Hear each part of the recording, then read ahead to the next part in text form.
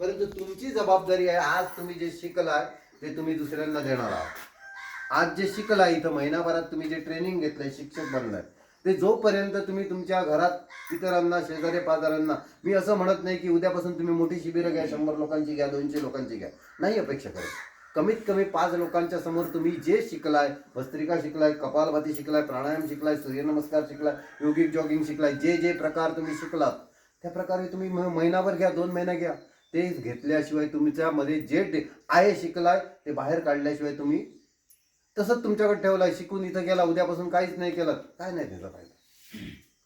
तुम्ही जोपर्यंत दुसऱ्याला द्यायला शिकत नाही तोपर्यंत तुमचा विस्तार होणार नाही, विकास होणार नाही। आणि बुद्धीचा विकास जर व्हायला पाहिजे तर त्याच प्रकारे वागलं पाहिजे। तुम्ही फक्त ग्रहण केला, फक्त ग्रहण केलं, फक्त ग्रहण केलं, चालणार काय? श्वास तुम्ही घेत राहा, फक्त घेत राहा, घेत राहा, चालणार काय? जगूच शकत नाही। द्यायलाही शिकलं पाहिजे, घेणं देणं, घेणं देणं, घेणं देणं, हेच भस्त्रिका शिकवत आहे आपल्याला। दीर्घ श्वास घ्या, दीर्घ श्वास बाहेर सोडा, बरोबर की नाही? कपालभाती आपल्याला काय शिकवते? फक्त बाहेर द्या, श्वास द्या, श्वास द्या, श्वास द्या, शिकवतोय की नाही? श्वास द्या। घेतय कोण? कधी घेतय? आपोआप घेतलं जातं शरीर। जाणीवपूर्वक तुम्ही श्वास घेताय? नाही, फक्त देण्याचं काम करायचं, काम फक्त करतोय तो शिक्षक। कपालभाती तुम्हाला शिकवते की तुम्हाला आज भस्त्रिकापासून कपालभातीपर्यंत आणलंय, फक्त द्या द्या द्या, तुम्हाला आपोआप मिळणार। तुम्हाला मिळण्याचं काम आपोआप होणार, त्याबद्दल शंका ठेवू नका। देण्याचं काम करा फक्त, बरोबर? आणि हेच काम शिक्षक करतोय। आता यात तुम्हाला किती अडचणी आल्यात तरी त्याच्यात फक्त 2च तुम्ही गोष्टी जर असतील तर तुम्ही याच्यात सगळ्या अडचणीवर मात करू शकता। 2 गोष्टी तुमच्याकडे पाहिजे, एक परफेक्ट नॉलेज आणि ज्या विषयाशी आपण निगडीत आहोत त्या विषयाशी असलेली अटॅचमेंट। ह्या गोष्टी तुम्हाला, फक्त 2च गोष्टी तुम्हाला तुमच्या जीवनात, फक्त योगाच्या मार्गावरतीच नाही इतर मार्गावरती देखील तुम्हाला परफेक्ट असलेलं नॉलेज, तुम्ही ज्या क्षेत्रात काम करताय त्या गोष्टीत असलेलं तुम्हाला परफेक्ट नॉलेज, आज तुम्हाला परफेक्ट नॉलेज आहे। आणि अटॅचमेंट, तुम्ही आज महिनाभर अटॅच राहिलाय, तेच तुम्हाला घेऊन जाणार आहे पुढे। आता परफेक्ट अटॅचमेंट जर नसेल कोणाची तर तो व्यक्ती काय करणार? महिन्यातनं जो एक व्यक्ती एक दिवस जर काहीतरी काम करत असेल त्याची, आणि महिनाभर 30 दिवस काम केलं, त्याची क्षमता वेगळी असणार ना। सर्टिफिकेट दोघांकडे असेल परंतु काम करण्याची पद्धत त्याची वेगळी असणार, कारण 30 दिवस तो एखाद्या व्यक्ती कंटिन्यू काम करत असेल तर त्याच्याकडे असलेलं ज्ञान हे वेगळं असणार। पुस्तकं दोघांनी वाचली असतील पण पुस्तक ग्रहण करून, वाचन करून जो अभ्यास मिळणार आणि दररोज प्रॅक्टिकली तो अभ्यास करणार, याच्यातला फरक असणार। ह्या 2 गोष्टी तुम्हाला योगाच्या मार्गातून पुढे पुढे पुढे पुढे प्रवास करत घेऊन जाणार आहे। आणि याचा विचार जर तुम्ही बारकाईने केला तर एकानेही कोणी मागे पडायचं नाही आहे। तुम्हाला ज्या ज्या समस्या येणार त्याला उत्तर आपल्याकडे आहेत। आता 8 ते 10 वर्षांपूर्वी सहयोग शिक्षक प्रशिक्षण शिबिर जिल्ह्यामध्ये लागलं होतं। 8 ते 10 वर्षांपूर्वी, 8 ते 10 वर्षात एकही प्रशिक्षण शिबिर नाही आणि एकही शिक्षक बनला नाही। जिल्ह्याच्या वतीने एकही शिक्षक बनला नाही। आणि मी आज जवळजवळ ज्या ठिकाणी जाऊन वर्ग घेतले, ओरसमध्ये वर्ग घेतले, जाऊन कंटिन्यू 8-10 दिवसांची शिबिरं कुडाळमध्ये घेतली, दोडामार्गमध्ये घेतली, इतर ठिकाणी कितीतरी 8-10 ठिकाणी वेगवेगळ्या गावामध्ये दररोज जाऊन वर्ग घेणं। परंतु इथं तुम्ही पहिल्याच वेळेस मला ज्यावेळेस मी प्रश्न विचारला तर 15 ते 18 जणांनी सांगितलं की आम्ही शिक्षक बनायला तयार आहोत।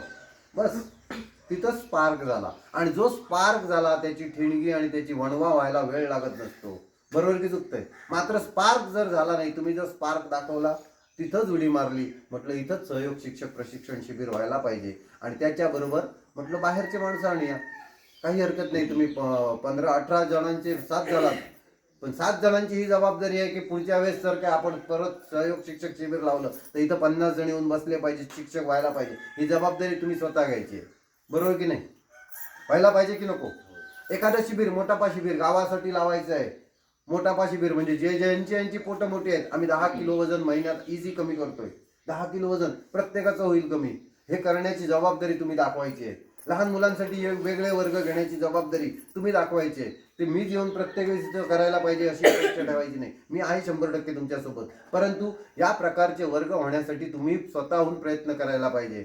आणि त्याच प्रयत्नातून आपल्या गावाचा विकास आणि आपल्या गावाचं नाव, आज जर पडवे माझगावचं नाव हरिद्वारपर्यंत पोहोचलं, बरोबर की नाही? ते माझ्या एकट्यामुळे नाही, तुम्ही होता म्हणून। तुम्हीच जर नसता तर मी एकटा काय करू शकलो असतो?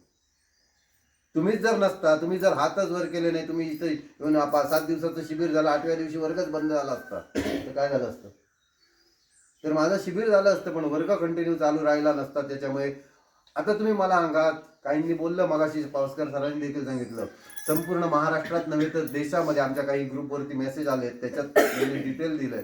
संपूर्ण देशात अशा प्रकारचं हे पडवे माझगावचं शिबिर हे पहिल्यांदाच होत आहे.